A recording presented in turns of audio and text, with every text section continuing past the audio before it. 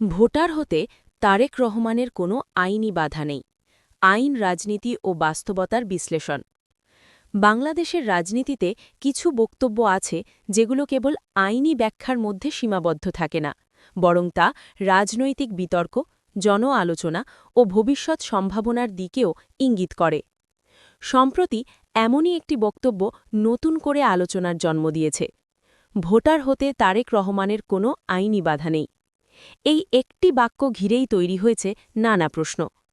তারেক রহমান কি সত্যিই ভোটার হতে পারেন? আইন কি বলে? রাজনৈতিক বাস্তবতা কি ইঙ্গিত দেয়? আর এই আলোচনা কেন এখন এত গুরুত্বপূর্ণ? এই প্রতিবেদনে আমরা খতিয়ে দেখার চেষ্টা করব আইনি কাঠামো, রাজনৈতিক প্রেক্ষাপট এবং এই বক্তব্যের তাৎপর্য। তারেক রহমান, রাজনৈতিক পরিচয় ও আলোচনার কেন্দ্রবিন্দু। তারেক রহমান বাংলাদেশের রাজনীতিতে একটি পরিচিত ও আলোচিত নাম। তিনি একজন রাজনীতিবিদ, আবার একই সঙ্গে বিতর্কের অংশও। দীর্ঘ সময় ধরে দেশের বাইরে অবস্থান, রাজনৈতিক ভূমিকা, দলীয় দায়িত্ব সব মিলিয়ে তিনি কেবল একজন ব্যক্তি নন, বরং একটি রাজনৈতিক প্রতীকে পরিণত হয়েছেন। এমন প্রেক্ষাপটে তারেক রহমানের ভোটার হওয়া বা না হওয়া নিছক একটি প্রশাসনিক বিষয় নয়, বরং এর সঙ্গে জড়িয়ে আছে রাজনীতি, আইন এবং ভবিষ্যৎ নির্বাচনী সমীকরণ। ভোটার হওয়ার মৌলিক শর্ত, আইন কি বলে? বাংলাদেশে ভোটার হওয়ার বিষয়টি মূলত নিয়ন্ত্রিত হয় গণপ্রজাতন্ত্রী বাংলাদেশের সংবিধান, ভোটার তালিকা আইন, নির্বাচন কমিশনের বিধিমালা। আইন অনুযায়ী একজন ব্যক্তি ভোটার হতে পারবেন যদি তিনি বাংলাদেশের নাগরিক হন, বয়স কমপক্ষে ১৮ বছর হয়, মানসিকভাবে সুস্থ থাকেন, আদালতের রায়ে ভোটাধিকার থেকে বঞ্চিত না হন। এখানে সবচেয়ে গুরুত্বপূর্ণ বিষয় হল আদালতের কোনো চূড়ান্ত রায়ে ভোটাধিকার বাতিল হয়েছে কিনা। আইনি বাধা নেই, এই বক্তব্যের ভিত্তি কোথায়? যারা বলছেন ভোটার হতে তারেক রহমানের কোনো আইনি বাধা নেই, তারা মূলত একটি বিষয়কে সামনে আনছেন। ভোটাধিকার বাতিল করতে হলে আদালতের সুস্পষ্ট আদেশ বা রায় থাকতে হয়, যেখানে বলা থাকবে যে সংশ্লিষ্ট ব্যক্তি ভোটার হতে পারবেন না। আইন বিশেষজ্ঞদের মতে কোনো মামলার অভিযোগ, বিতর্ক বা রাজনৈতিক অবস্থান এসব নিজে থেকেই ভোটাধিকার কেড়ে নেয় না।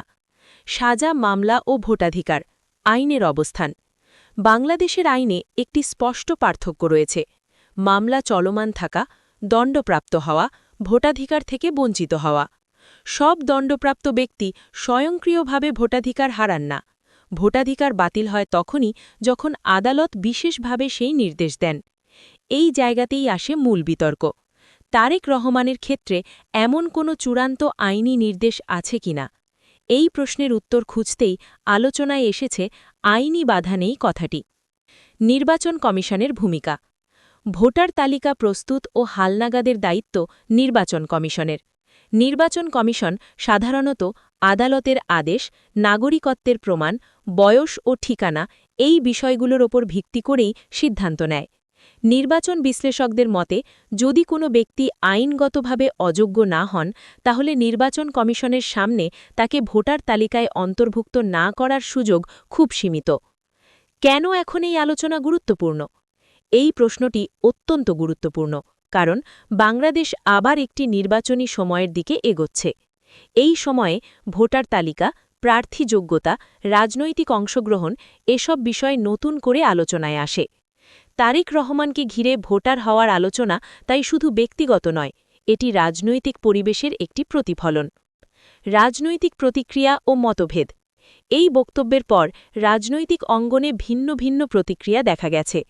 এক পক্ষ বলছে আইন সবার জন্য সমান, আইনি বাধা না থাকলে ভোটার হওয়া স্বাভাবিক।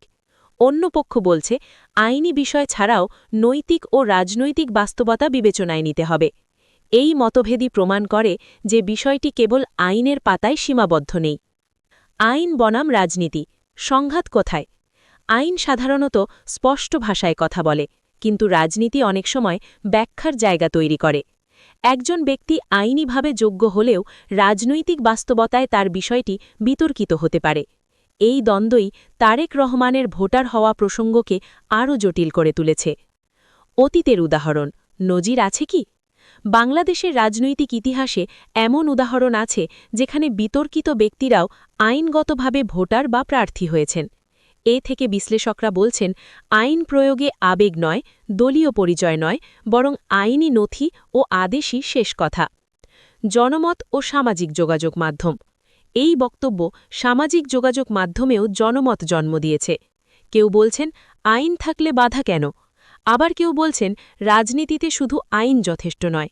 এই বিতর্কই দেখায় ভোটাধিকার কেবল একটি অধিকার নয়, এটি রাজনৈতিক পরিচয়ের অংশ। সম্ভাব্য প্রভাব, সামনে কি হতে পারে?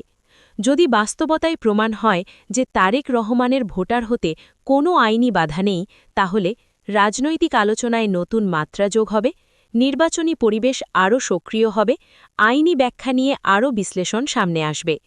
এটি কেবল একজন ব্যক্তির বিষয় নয়, বরং নির্বাচনী ব্যবস্থার স্বচ্ছতা ও আইনের প্রয়োগের প্রশ্নও জড়িত। উপসংহার, আইন শেষ কথা বলবে। সব আলোচনা, বিতর্ক ও বিশ্লেষণের পর একটি বিষয় পরিষ্কার, ভোটার হওয়ার প্রশ্নে আবেগ নয়, শেষ কথা বলবে আইন। তারেক রহমানের ক্ষেত্রে যদি সত্যিই কোনো আদালত ভোটাধিকার বাতিলের নির্দেশ না দিয়ে থাকে, তাহলে আইনি বাধা নেই কথাটি কেবল রাজনৈতিক বক্তব্য নয়, বরং আইনি বাস্তবতারও প্রতিফলন হতে পারে। শেষ পর্যন্ত সিদ্ধান্ত আসবে আইনি নথি, নির্বাচন কমিশনের প্রক্রিয়া এবং সংবিধানের আলোকে।